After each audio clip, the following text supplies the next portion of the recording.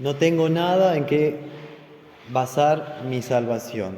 No tengo nada en que gloriarme. Hay una sola cosa que yo puedo gloriarme en Cristo Jesús, y es que Él me amó. Dio su vida por mí y que estoy bautizado en Cristo. Y mi gloria es que fui lavado de mis pecados en aquel bautismo y rescatado de una vana manera de vivir, o sea, de una manera de vivir sin sentido. Fui salvado por gracia. Y la carta de Santiago, tomando esto en cuenta de la salvación por la fe, va a hablar de cómo es la vida del cristiano, de la vida del que tiene la verdadera fe. Y es importante la carta de Santiago leerla hoy día de vuelta en la iglesia, especialmente en estos tiempos de confusión moral en los que vivimos. Una moral relativista, ajena a la fe de Cristo, ajena a los mandamientos de Dios. Santiago, a partir de la justificación del pecador por la fe en Cristo, nos enseña como cristianos la manera correcta de vivir la fe en el día a día. Este sermón podría titularse Una fe sin favoritismos. Porque él habla, hermanos míos, que vuestra fe, la que ustedes ya tienen en nuestro glorioso Señor Jesucristo, sea sin acepción de personas. Esa palabrita, acepción, significa sin distinción, sin discriminación, sin favoritismos.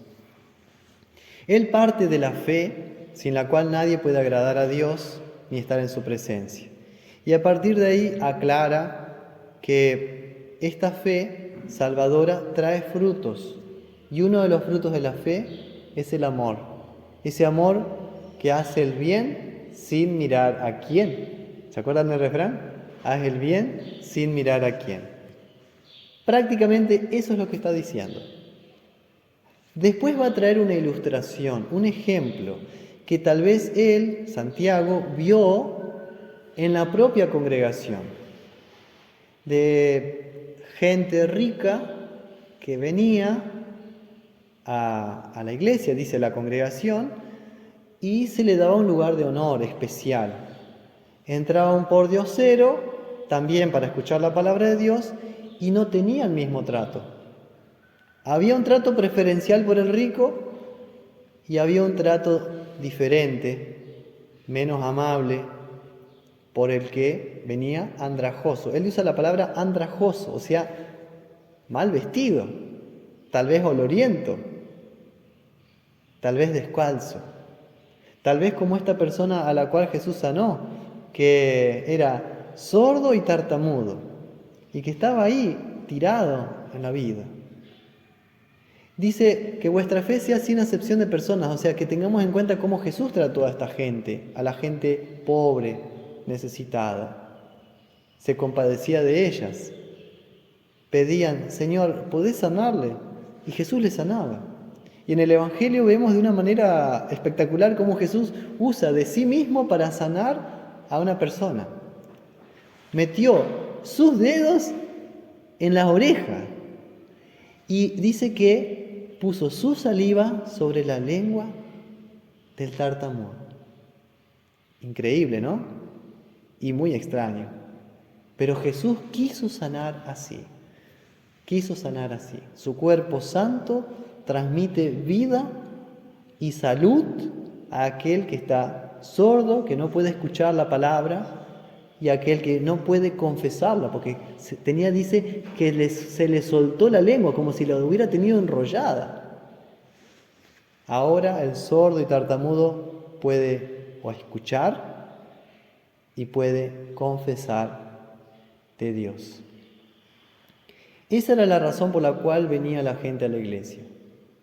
Pero los que lo recibían, sea el rico o al pobre, dice Santiago, tenían un trato preferencial según el dinero que tuvieran o según la ropa que tenían. Y dice, hermanos míos, eso no está bien. No está bien.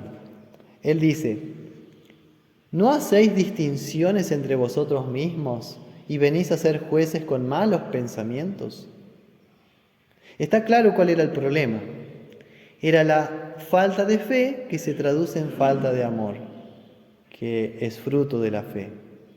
Se manifestaba en esta discriminación de personas, en este trato diferenciado según el dinero que tenía la persona. Era mirar o estimar o valorar o considerar a la persona por el aspecto exterior. Como diríamos nosotros, y según la pinta. Y Santiago dice, si ustedes se tratan así, no es según la fe, porque Cristo nunca trató a los demás de esa manera. A continuación remarca en el versículo 6 Santiago, pero vosotros habéis afrentado al pobre. Es dura esta palabra. La palabra de Dios hoy nos confronta, dice, ustedes habéis afrentado al pobre. ¿Pero qué significa haber afrentado al pobre? Significa que faltó en nosotros la solidaridad, que faltó en nosotros ese aprecio por el mendigo, que hemos despreciado al que no tenía nada para darnos algo a cambio, que hemos fallado en amar a las personas desamparadas. Y Santiago nos hace pensar diciendo, pero ¿no es acaso los ricos los que nos tratan así de mal? Dice, ¿no son los ricos los que los oprimen a ustedes? ¿No son ellos los que hablan mal del nombre de Cristo? El nombre que fue invocado sobre ustedes en su bautismo. Los poderosos los tratan así, como si ustedes fueran la chusma, como si ustedes fueran mala gente, como si ustedes fueran los pordioseros. Los ricos los tratan así, los poderosos. La política corrupta se maneja así, a cambio de favoritismos. Pero ¿a ustedes qué les está sucediendo? No será así entre ustedes. Y ahí en Marcos 10, el mismo Señor dice cómo debemos tratarnos. Dice, el que quiera hacerse grande entre vosotros será vuestro servidor, y el que de vosotros quiera ser el primero será siervo de todos. Porque el Hijo del Hombre no vino para ser servido, sino para servir y para dar su vida en rescate por muchos. Esta palabra realmente nos confronta. Santiago está denunciando a su propia iglesia como una iglesia que él ve se deja arrastrar por el materialismo. Y el materialismo lo que hace es denigrar al hombre. Se pierde la dignidad del hombre como criatura creada a imagen y semejanza de Dios. En el materialismo, el valor de la vida humana queda de lado. Ahora, ¿saben lo que cuenta? En una sociedad materialista, aquel que produce, aquel que da rendimiento, aquel que genera ganancias, ese es estimado. Pero ¿dónde queda el valor de los ancianos? ¿Dónde queda el valor de los bebés por nacer?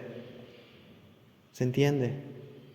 Si producís, si rendís, servís. Pero cuando dejamos de ser útiles para los poderosos, somos descartados. Y eso se nota justamente porque al final de la vida ni siquiera tenemos una jubilación digna para vivir. Gente que no consigue trabajo buscándolo. Y gente que se aprovecha incluso de los pobres por los votos. Se aprovechan del pobre para ejercer más y más poder. Y aquel que trabaja dignamente, que se esfuerza por pagar los impuestos, lo oprimen más y más y más, hasta chuparnos toda la sangre y carne que nos queda. Y Santiago dice, así hace el mundo, pero nosotros no vamos a tratar así a la gente. Nosotros no vamos a distorsionar las relaciones unos con el otro a cambio de un favor, porque si no estaríamos jugando con el Dios dinero, cayendo en la idolatría del dinero, que es cierto. ¿Cómo el dinero controla a la gente? ¿Cómo domina el corazón del hombre? ¿Cómo el dinero se pone entre medio de las personas para ejercer su idolatría, para ser adorado Él y no nuestro Señor? Lo que media entre las personas hoy día que distorsiona su trato uno con el otro, ya no es el amor de Dios, sino la codicia. Los ricos pasan a ser amos y nosotros sus esclavos.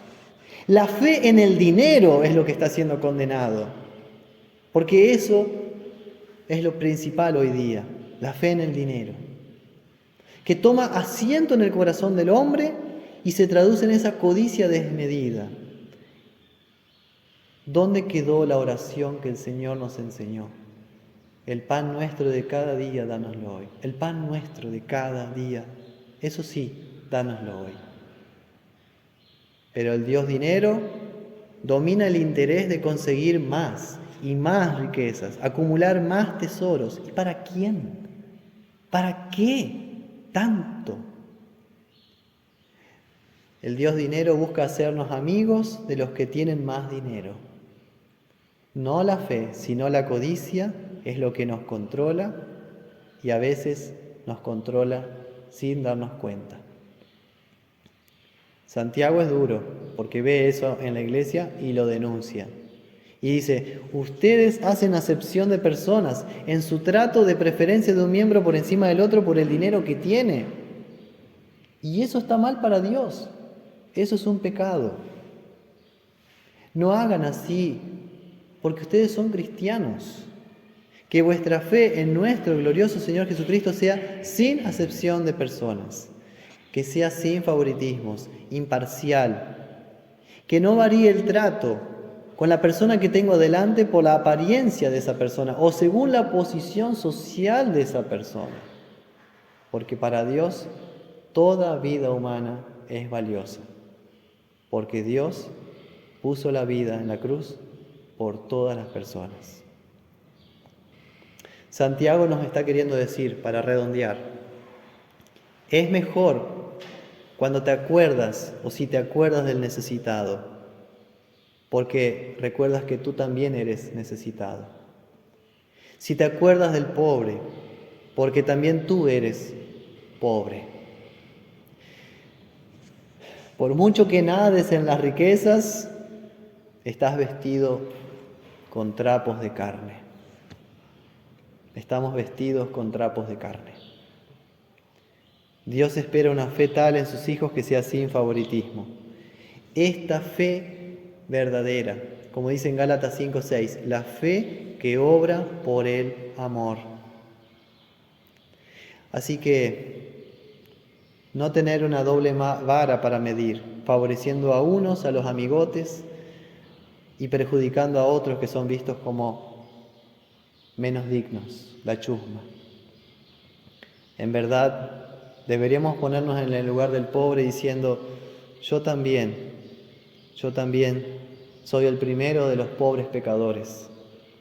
Pero también confesar que Cristo Jesús vino al mundo para salvar a los pecadores, de los cuales yo soy el primero.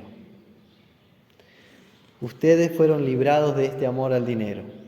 Fueron salvados de la discriminación de personas para obtener un beneficio personal. Gracias a aquel que te benefició a ti inmensamente. Gracias a aquel que nos benefició a todos nosotros. Gracias a aquel que demostró tener un amor genuino por ti. El amor de Cristo crucificado. El amor de aquel que no con oro o con plata, sino con su santa y preciosa sangre y con su inocente pasión y muerte, te salvó, te redimió, te rescató de tu pobreza extrema y te enriqueció con ser llamado otra vez Hijo de Dios, con el cielo. Ustedes saben bien, las cosas materiales, incluido el dinero, vienen y se van. A veces el dinero se va, pero tampoco viene. Cultivar el amor entre nosotros, el trato respetuoso con el prójimo, sea en el barrio, en el pueblo, en la ciudad donde vivamos, ayudar al que pasa necesidad, verdaderamente necesidad en cuerpo y alma, eso es lo más valioso para Dios. Eso es lo importante que estamos llamados a hacer. Esta fe que mira al otro sin favoritismos, esta fe auténticamente que ama a todos sin distinción. Esta es la fe en la cual estamos bautizados, esta fe trinitaria. Y es una fe, por así decirlo, si me permiten, una fe misionera que va hacia todas las naciones sin distinción. Para terminar, hermanos míos, como dice Santiago 2:1, que vuestra fe en nuestro Señor Jesucristo sea sin acepción de personas. Que sigan creciendo en la verdad de Dios en amor, creciendo en aquel que es la cabeza de la Iglesia, Cristo Jesús. Solícitos, dispuestos siempre en conservar y guardar la unidad del Espíritu en la Iglesia, en el vínculo de la paz. Que así sea.